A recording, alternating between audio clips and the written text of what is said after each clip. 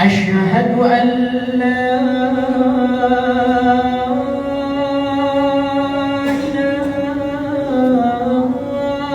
إله إلا الله.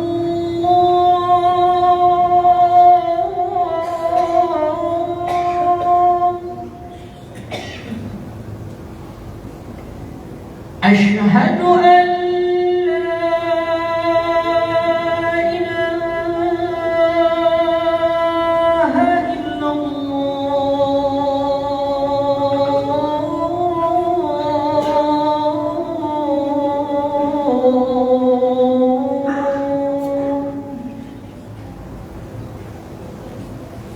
أشهد أن محمد رسول الله.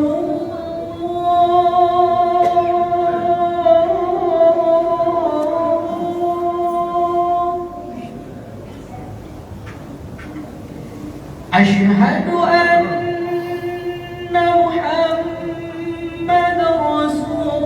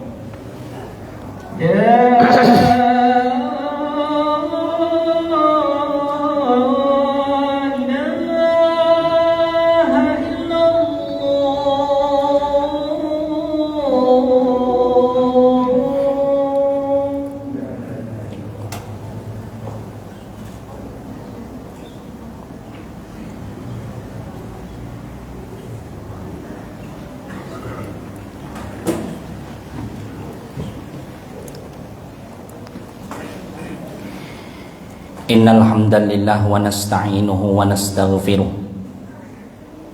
wa na'udzu billahi min syururi anfusina wa min sayyiati a'malina. May yahdihillahu fala mudilla lahu wa may yudlilhu fala hadiya lahu.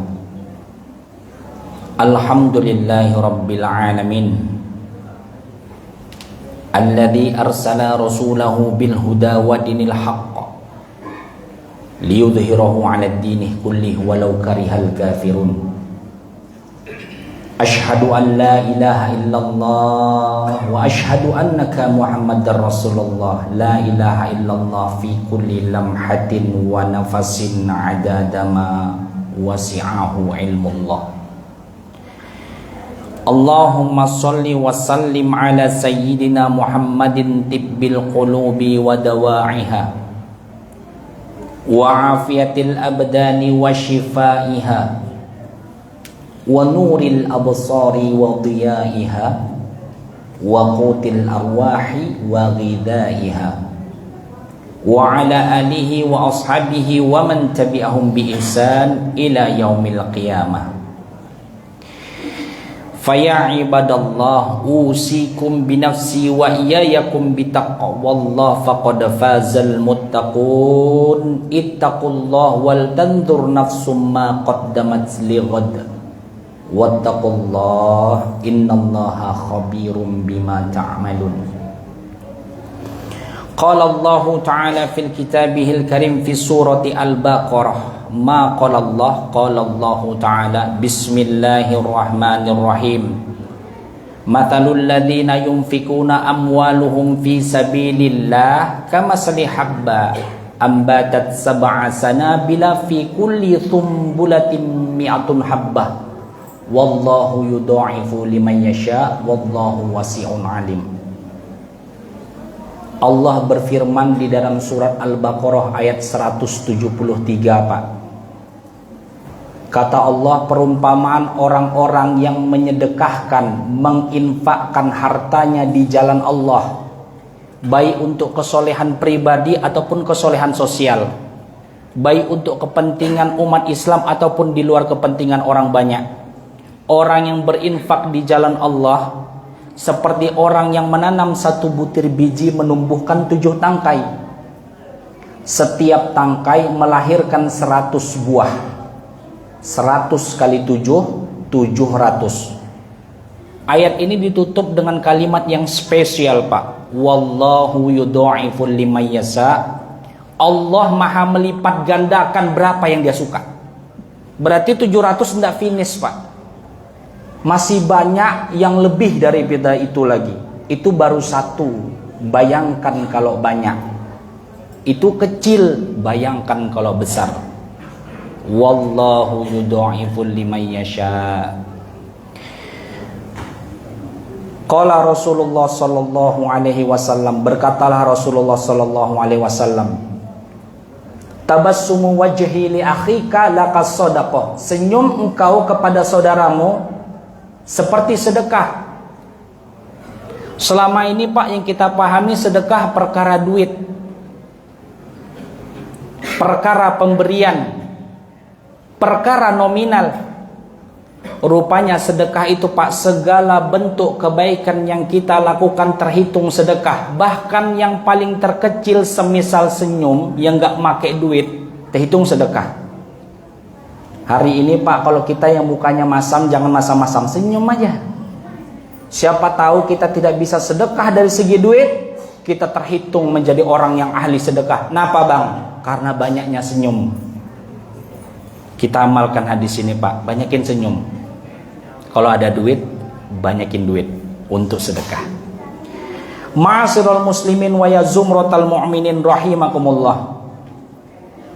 Wajiblah kita bersyukur kepada Allah mengingat menimbang begitu banyaknya nikmat yang telah Allah berikan kepada kita. Nikmat yang sangat banyak tidak terhitung jumlahnya.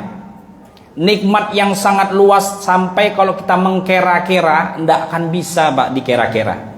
Kalau mengkera saja, Pak, tidak bisa, apalagi mau membalas.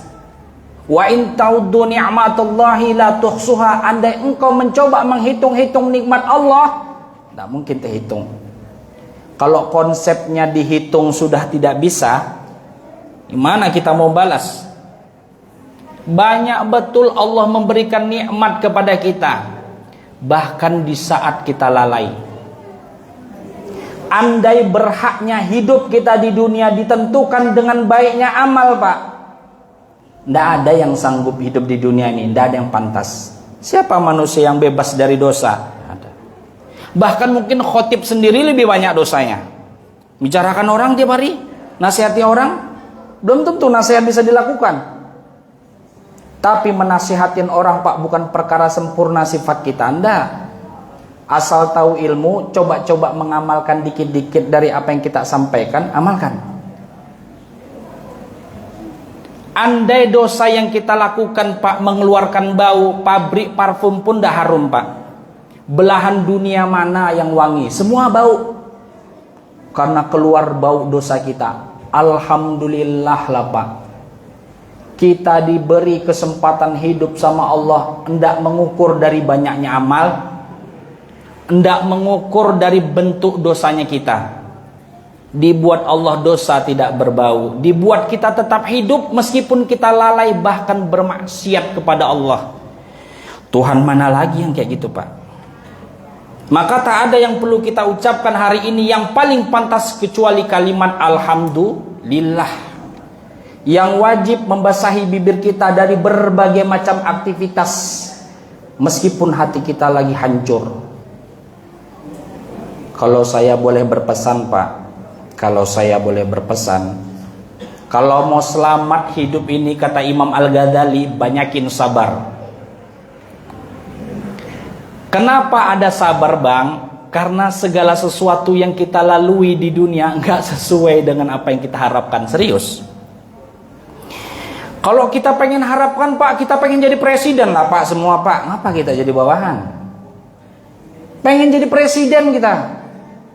Kalau kita boleh memilih di hadapan Allah, kita pengen jadi orang kaya semua. Tapi Pak, kalau satu Indonesia orang kaya semua, siapa yang kerja?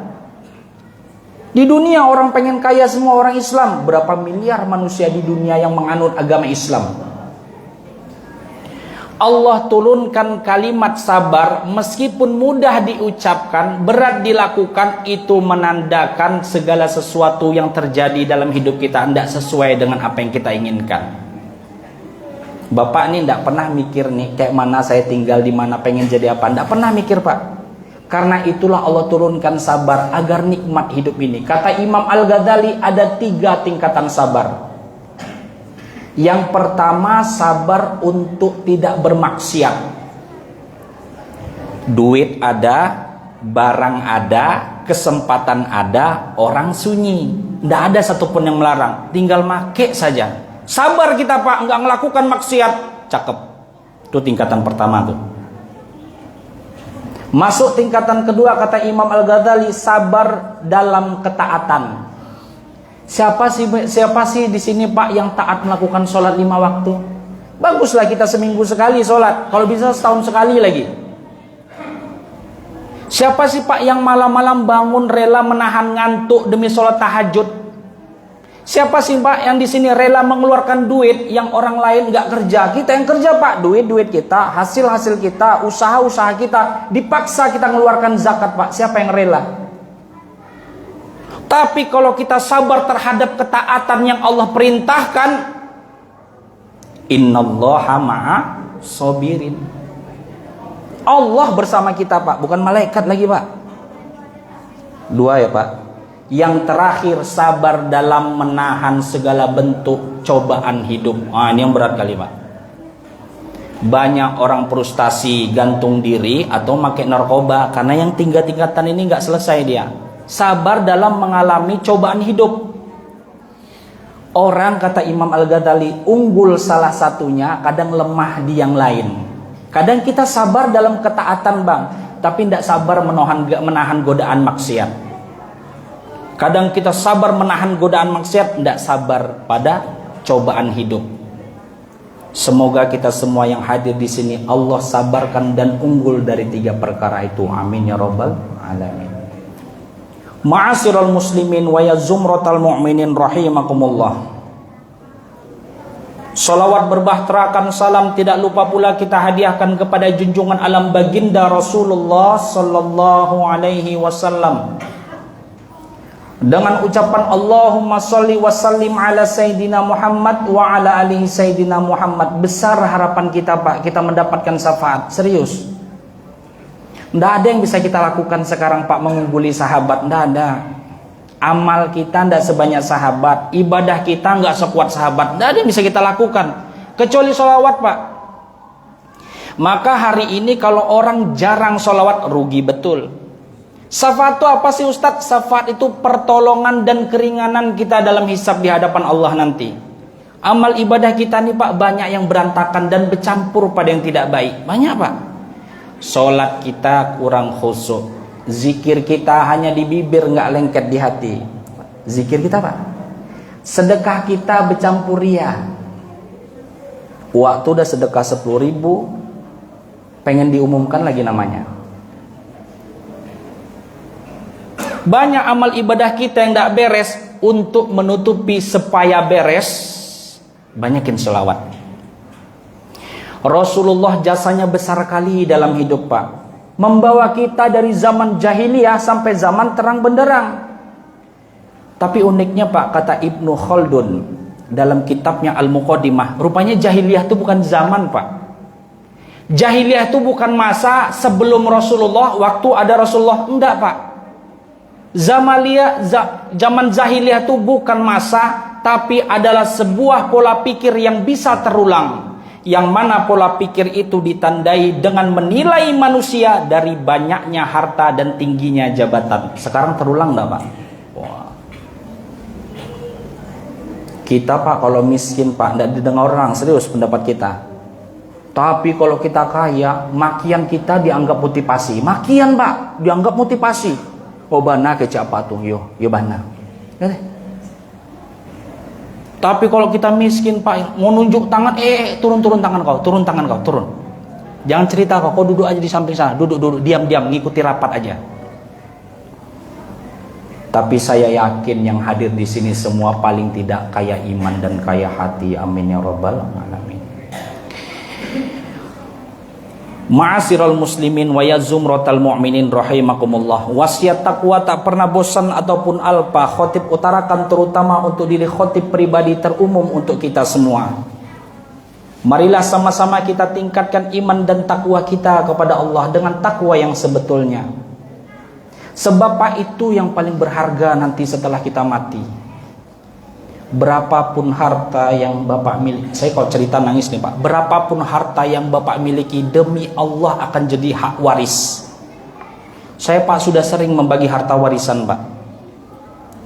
Harta segitu banyak mati tidak ada dibawa Pak, jadi hak waris.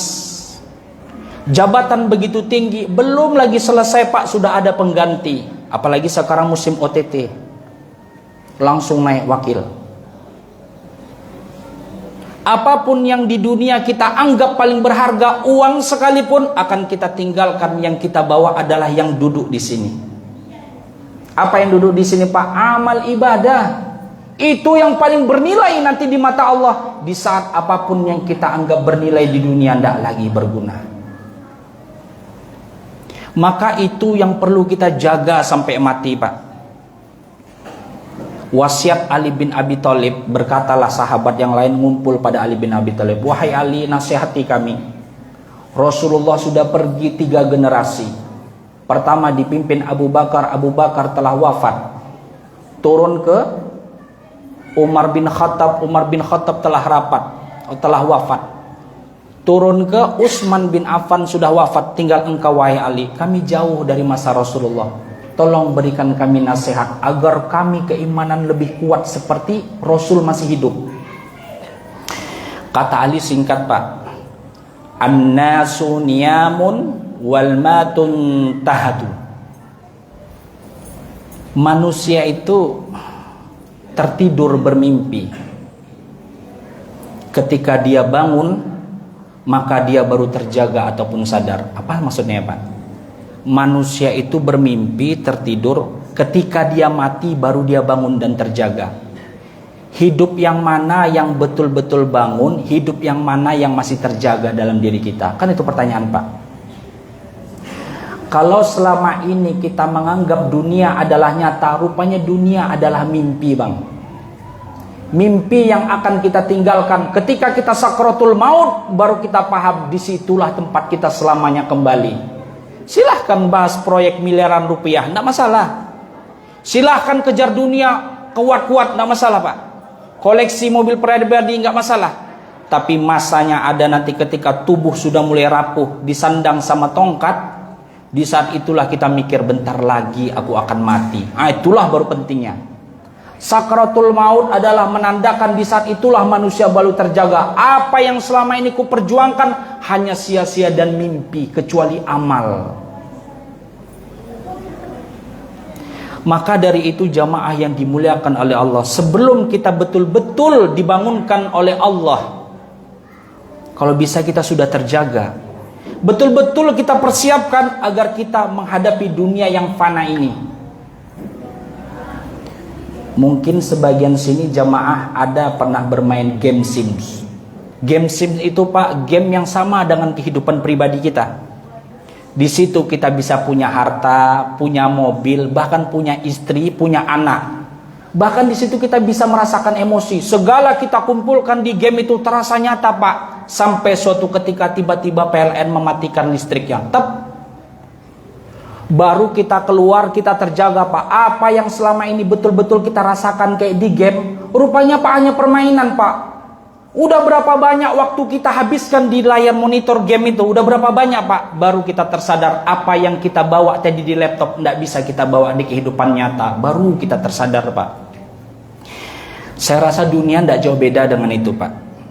Kalau hari ini kita masih tertidur, jiwanya bangun. Karena ada masanya kita akan tinggalkan semua ini. Sekarang mungkin belum sadar Bang, tapi nanti apa yang saya bilang akan jadi peringatan. Kalau saja saya dulu pernah ada kebaikan tapi saya lewatkan. Bangun. Jangan pada tidur ketika hati kita masih tertidur. Fa'tabiru ya ulil absar la'allakum tuflihun.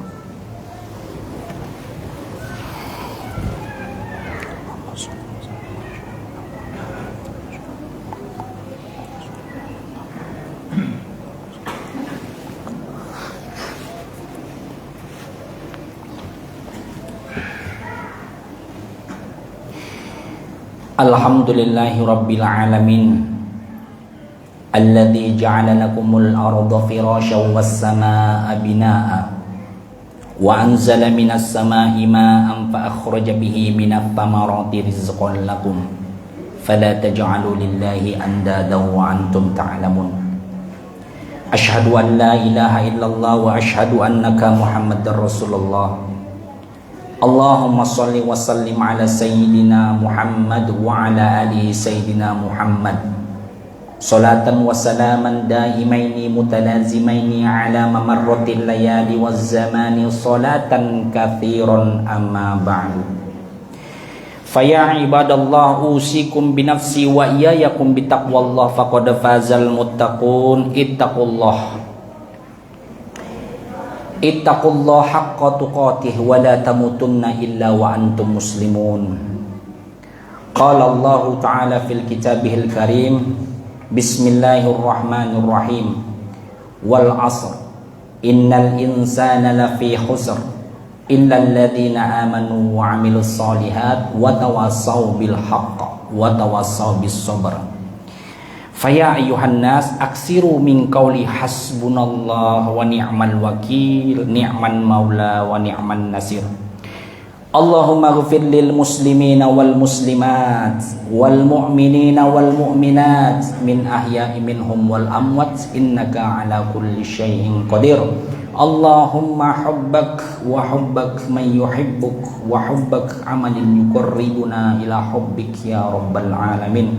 Allahumma faqihna fid din ya Allah wa 'allimna at-ta'wil. Rabbana atina fid dunya hasanah wa fil akhirati hasanah wa qina adzabannar. Walhamdulillahi rabbil alamin. Ibadallah, innallaha ya'murukum bil adli wal ihsan wa ita'i dzil qurba wa yanha 'anil fahsya'i wal munkar wal baghi ya'idukum la'allakum tadhakkarun.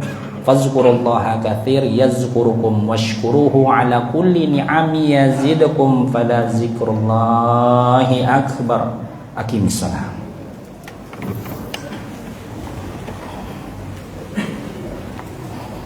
Allahu akbar, Allahu akbar. Asyhadu an la ilaha